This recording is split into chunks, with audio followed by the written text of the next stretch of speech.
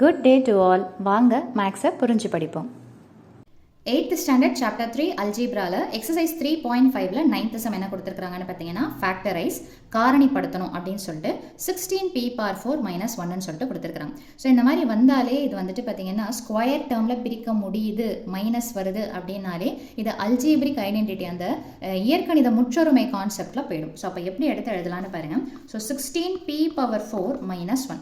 இப்போது இந்த 16 நான் ஸ்கொயர் நம்பராக, அதாவது எப்படி எடுத்து எழுதலான்னு பார்த்தீங்கன்னா 4 ஸ்கொயர்னு எடுத்து எழுதலாம் இல்லைங்களா. ஸோ இதை 4 ஸ்கொயர்னு எடுத்து எழுதலாம். அதே மாதிரி நான் என்ன பண்ணுறேன், மொத்தமாக சேர்த்து போட்டுக்கிறேன். இந்த p⁴ p ஸ்கொயர்னு போட்டுட்டு த ஹோல் ஸ்கொயர், அதாவது 4 ஸ்கொயர் பண்ணால் 16, பவருக்கு பவர்னா பவர் என்ன பண்ணணும்னு பார்த்தீங்கன்னா மல்டிப்ளை பண்ணணும். ஸோ அப்போ 2 × 2 என்ன வந்துடும்னு பார்த்தீங்கன்னா 4. ஸோ அப்போது p⁴ p⁴ இருக்கிறத தான் நம்ம இந்த மாதிரி எடுத்து எழுதுறோம்.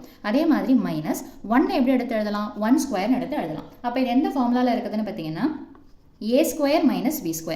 அப்போது a² - b² என்ன formula, a + b × a - b. அதாவது ஆட் பண்ணி ஒரு ஆன்சர், சப்ட்ராக்ட் பண்ணி ஒரு ஆன்சர். நம்ம சேனலில் அல்ஜீப்ரா அப்படின்ற பிளேலிஸ்ட்டில் அல்ஜீப்ரிக் ஐடென்டிட்டிஸ்க்கு உண்டான ஃபார்முலா அத்தனையுமே நான் அப்லோட் பண்ணியிருக்கேன்.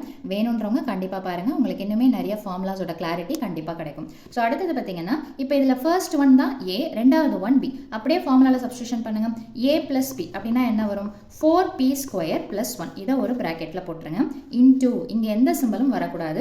அடுத்தது பார்த்தீங்கன்னா இதே வேல்யூவை first number minus second number. So a + b எடுத்து எழுதியாச்சு, a - b எடுத்து எழுதியாச்சு. இப்போ ப்ளஸில் இருக்கிறது பார்த்தீங்கன்னா எந்த கால்குலேஷனும் வராது, ஏன்னா அதுக்கு ஃபார்முலா இதில் கிடையாது. ஸோ அப்போ நம்ம என்ன பண்ணலான்னு பார்த்தீங்கன்னா இதை அப்படியே வச்சிடலாம். இங்கே பாருங்கள், திரும்பவும் 4 நான் ஒரு ஸ்கொயர் நம்பரை எடுத்து எழுதலாம். எப்படி, 2 போட்டுக்கோங்க, p போட்டுட்டு த ஹோல் ஸ்கொயர்னு எடுத்து எழுதலாம் இல்லைங்களா.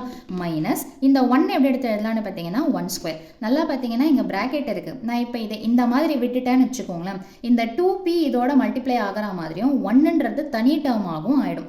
எப்போவுமே இந்த மாதிரி நம்ம பிரிக்கிறோன்னும் போது இது மொத்தத்துக்குமே மல்டிப்ளிகேஷன் இருக்கிறதுனால இந்த மாதிரி பெருசாக ஒரு ப்ராக்கெட்டை போட்டுக்கோங்க. ஸோ இந்த 2 டேர்முமே இதுக்கு காமன் மல்டிப்ளிகேஷனில் வரும். நீங்கள் ப்ராக்கெட் போடலைன்னா இது தனியாக போகிற மாதிரி ஆகிடும். ஸோ இன்டூ போட்டுக்கோங்க. ஸோ பெரிய ப்ராக்கெட் போட்டுக்கோங்க. 4 2 ஸ்கொயர்னும் p த ஹோல் ஸ்கொயர்னு எடுத்து எழுதணும். அகெயின் இது எந்த ஃபார்முலாவில் வருதுன்னு பார்த்தீங்கன்னா a² - b².